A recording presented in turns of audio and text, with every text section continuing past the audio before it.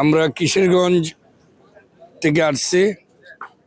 ইতিমধ্যেই কিশোরগঞ্জের 2 আসনের যে আমাদের বিএনপি মনোনীত প্রার্থী অ্যাডভোকেট জালালউদ্দিন আহমেদ সাহেব, তিনি কিশোরগঞ্জ 2 পাকুন্দিয়া কোটেদি থেকে যারা আসতে চান তাদের আসার ব্যবস্থা করে দিয়েছেন। দেশনেত্রী বেগম খালেদা জিয়া আজ সকাল 6 ঘটিকার সময় আবারকার হাসপাতালে ইন্তেকাল করেছেন।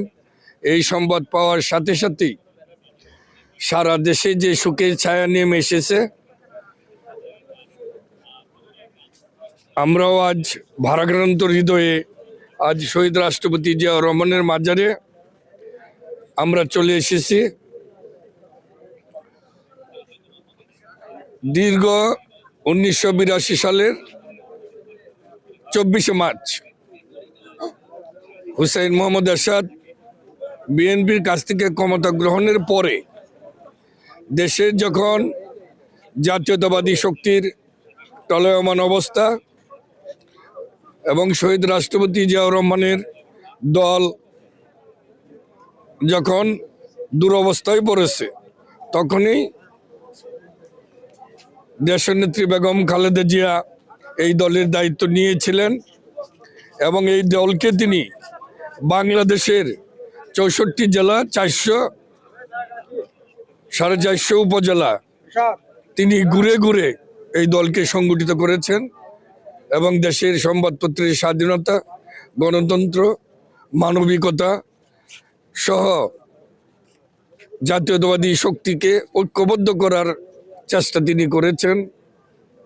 দীর্ঘদিনের পথ চলায় তিনি এই দলকে সংগঠিত করেছেন, নির্যাতিত হয়েছেন, জেলখানায় গেছেন। তাই সারা বাংলাদেশে তিনি আজ ঐক্যের প্রতীক হিসাবে ছিলেন। আজ যখন শুনলাম সকাল 6টায় তিনি মৃত্যুবরণ করেছেন, আমরা কিশোরগঞ্জ থেকে ছুটে এসেছি। আজ মন আমাদের ভালো নাই, আজ আমাদের মন ভালো নয়। তিনি জাতীয় ঐক্যের প্রতীক ছিলেন, আমাদের প্রেরণা ছিলেন, বাংলাদেশের মানুষের ঐক্যের প্রতীক ছিলেন। আমরা সকল মানুষ তাকে পছন্দ করি। তাই তার এই মৃত্যুতে বাংলাদেশের স্মরণীয় ক্ষতি হয়েছে। এই ক্ষতি পোষাবার নয়।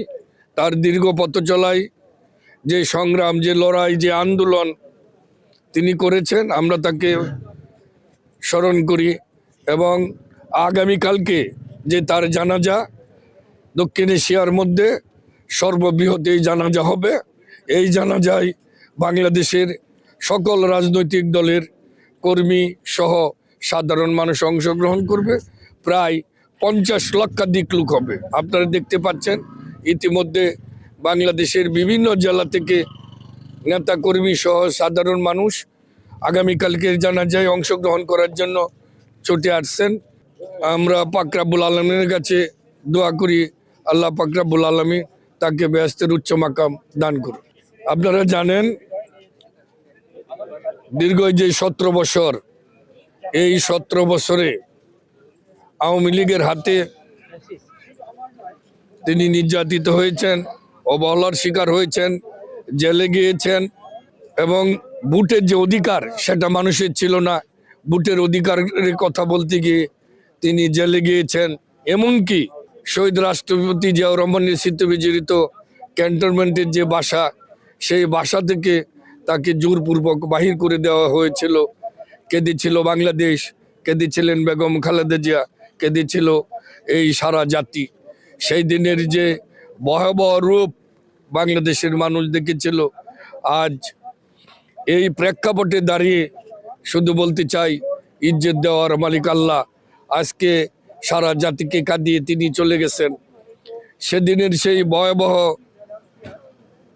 ক্যান্টনমেন্টের বাড়ি থেকে সেই শেখ হাসিনার যে প্রতিহিংসা, সেই প্রতিহিংসার চরিতার্থ করতে গিয়ে সেই দিন উচ্চ আদালতের সিদ্ধান্তকে অপেক্ষা করে সেই দিন সেই বাড়ি ভেঙে দিয়েছিল এবং তাকে বাড়ি থেকে উচ্ছেদ করেছিল, কারাগারে নিক্ষেপ করেছিল। কিন্তু দেশের মানুষ, আমরা তাকে বলি নাই, বলবো না। এই বাংলাদেশ যতদিন থাকবে আমরা বলবো না। আপনারা আরো জানেন চিকিৎসার জন্য বারবার তার বেগম খালেদা জিয়ার পরিবারের পক্ষ থেকে দলীয়ভাবে সারা জাতি আমরা দাবি দিয়েছিলাম তার সুচিকিৎসার জন্য দেশের বাইরে নেওয়ার জন্য, কিন্তু বারবার দাবির পরেও টালবাহানা করে সুচিকিৎসা সেই দিন শেখ হাসিনা সরকার করতে দেয় নাই। তার প্রতি জুলুম করা হয়েছিল, তিনি সুচিকিৎসা থেকে বঞ্চিত হয়েছেন, পরিবারের সন্তান থেকে আদর থেকে বঞ্চিত হয়েছিলেন, নাতি নাতদের আদর থেকে তিনি বঞ্চিত হয়েছিলেন, তাদের কাছে পান নাই। কিন্তু তিনি বাংলাদেশ ছেড়ে যায় নাই। বাংলাদেশের মানুষ, বাংলাদেশের জাতীয়তাবাদ, বাংলাদেশের সার্বভৌমত্বকে তিনি ধরে রেখেছিলেন। এই বিদায় বেলায় শুধু বলতে চাই, দেশনেত্রী বাংলাদেশ যতদিন আছে, বাংলাদেশের পতাকা আছে, বাংলাদেশের মানুষ আছে, ততদিন পর্যন্ত বাংলাদেশের রূপসা থেকে পাতুলিয়া, টেকনাফ থেকে তেঁতুলিয়ার প্রতিটি ঘরে ঘরে আপনি বিরাজমান থাকবেন। বেগম খালেদা জিয়া বলেছিলেন, বাংলাদেশের বাইরে আমার কোনো ঠিকানা নাই, বাংলাদেশই হচ্ছে আমার ঠিকানা। বাংলাদেশের মা মাটি মানুষকে তিনি ভালোবেসেছিলেন, বাহিরের তিনি যেতে চান নাই। অথচ শেখ হাসিনা বারবার বিদেশের মাটিতে পলায়ন করেছেন, দেশের কথা চিন্তা করেন নাই, দেশের মানুষের কথা চিন্তা করেন নাই। আজ আগামীকাল আপনারা দেখতে পারবেন লক্ষ লক্ষ, প্রায় 50 লক্ষাধিক মানুষ এই জানাজায় শরিক হবে।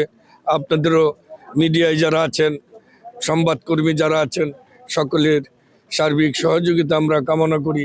আমরা গ্রামের মানুষ, আমরা ঢাকা এত বুঝি না, চিনি না, কিন্তু গ্রামের থেকে আমাদের কিশোরগঞ্জ থেকেই হাজার হাজার লোক ছুটে আসতেছে।